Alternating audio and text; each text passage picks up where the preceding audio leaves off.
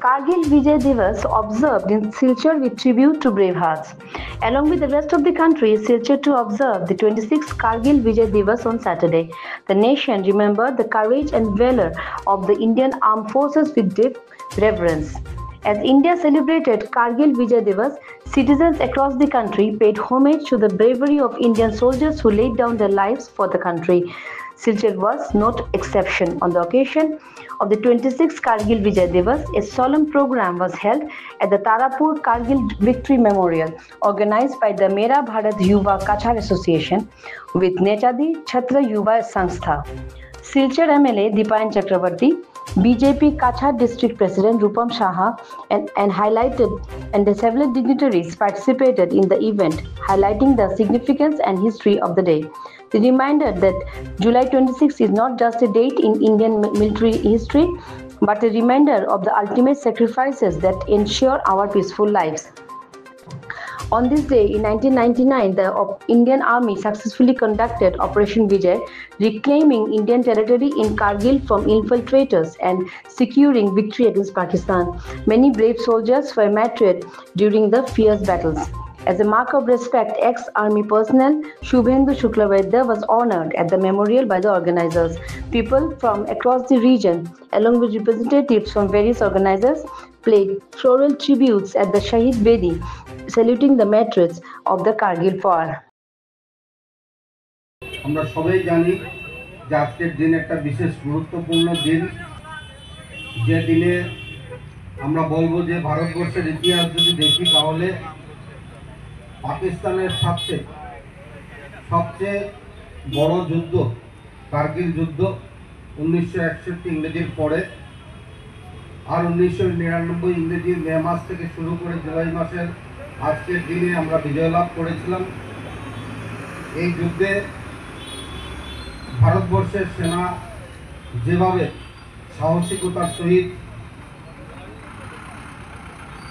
প্রতিকূল পরিস্থিতির মধ্যে থেকে যুদ্ধের বিজয় লাভ এনে দিয়েছিলেন, সেটা স্মরণীয় হয়ে থাকবে। প্রাক্তন প্রধানমন্ত্রী প্রয়াত অটল বিহারী বাজপেয়ীজির নেতৃত্বে প্রথমবারের মতো ভারতবর্ষ এই যুদ্ধ প্রদর্শন করেছিল। আমরা দেখেছিলাম যে পাকিস্তানকে শক্ত হাতে নিয়েছিলেন তদানীন্তন প্রধানমন্ত্রী অটল বিহারী বাজপেয়ীজি মহাশয়।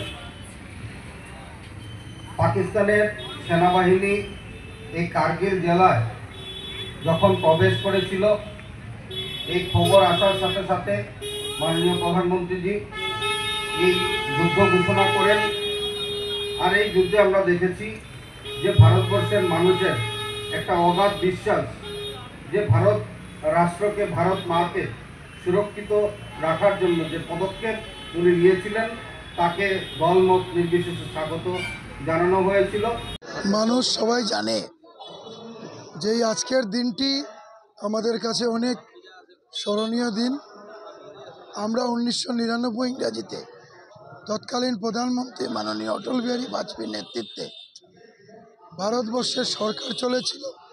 সেই সময়ে যে কার্গিলের যুদ্ধে ভারতের সেনাবাহিনীরা যেভাবে প্রদর্শন করেছিল, ভারতের ইতিহাসে অনেকবার যুদ্ধ হয়েছে। আমরা পূর্বতন সরকারে আমরা হেরেছিলাম, চীনের যুদ্ধে আমাদের পরাজিত হয়েছিল, কিন্তু আমরা যখন আমাদের প্রধানমন্ত্রী মাননীয় অটল বিহারী বাজপেয়ীর নেতৃত্বে যখন সরকার চলে, এই কার্গিল বিজয়ে আমরা স্থির করেছে আমাদের সরকার। এখন আমাদের এই অঞ্চলেরও দুইজন শহীদ হয়েছেন, আপনারা জানেন, যিনি লক্ষ্মীপুরের নন্দচাঁদ সিং মহাশয়, এখানের চিন্ময় ভৌমিক আমাদের বরখোলা অঞ্চলের দুইজন এই বরাক উপত্যকারও সৈনিক, যারা প্রাণ বিসর্জন করেছেন ভারতের সার্বভৌমত্ব, ভারতের অখণ্ডতা রক্ষার জন্য।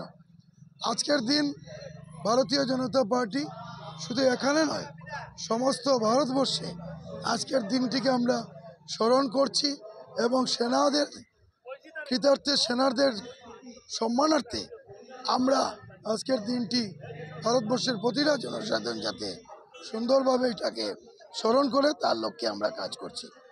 আর আপনারা জানেন কিছুদিন আগে আমরা পাকিস্তানের সঙ্গেও আমাদের নরেন্দ্র মোদী যেভাবে যুদ্ধ করে পাকিস্তানকে বিশ্বের কাছে ভিক্ষা চাওয়ার জন্য ব্যবস্থা করেছেন, তা এখানে বোঝা যায় ভারতবর্ষ শক্তিশালী রাষ্ট্র, সমৃদ্ধশালী রাষ্ট্র। ভারতবর্ষের সঙ্গে সমস্ত বিশ্বের কাছে আজকে ভারতবর্ষ যেভাবে সুনাম অর্জন করেছে, সেটা আমাদের কাছে গৌরবের ব্যাপার। ধন্যবাদ।